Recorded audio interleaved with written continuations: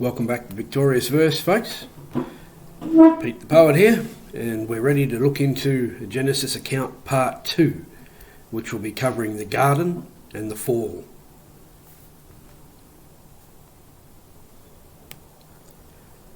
So God had made man from the dust of the ground, dirt into flesh, pound for pound.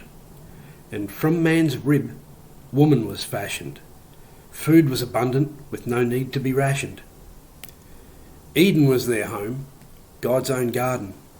They knew of no sin, so no need for pardon. God provided their food, and all else they required.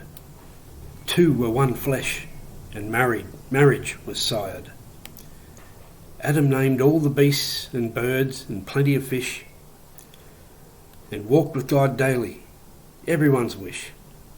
He and Eve were both naked without any shame, no stain or blemish, and absent of blame. But there was a tree from which God said, "Don't eat. Knowledge of good and evil will bring down the heat." God said, "Help yourself to everything else. That one's definitely bad for your health." Now the serpent heard this and told Eve, "What a crock! God's put you in chains, so I'll spring the lock. Take a big bite and you'll be just like the Lord." She was tricked by a liar and master of fraud. And then Adam joined in and followed his wife, took a big bite and got into strife. They hid from the Lord when he came to the garden, for guilt and for shame and hoping for pardon. God said, "What is this thing that you have done? Why do you hide and why do you run? Who said you were naked? Why the fig leaves? Your disobedience has made my heart grieve."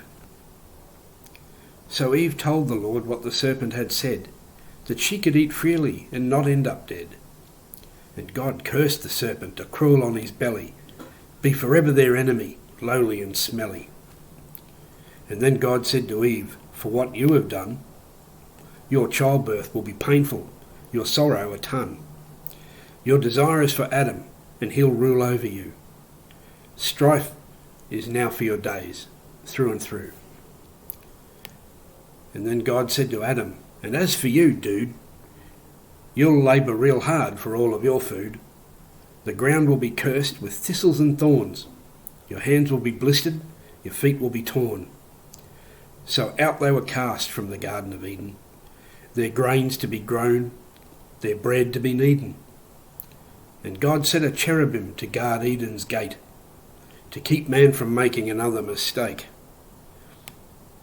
So Adam and Eve set about their new life, full of ups and downs, with trouble and strife. They went forth and multiplied as originally instructed, and so life went on and business conducted. Thank you all for listening, folks. Hope you enjoyed it. Part 3 coming soon. Please subscribe and check back for any new content. Have a great day. Bye.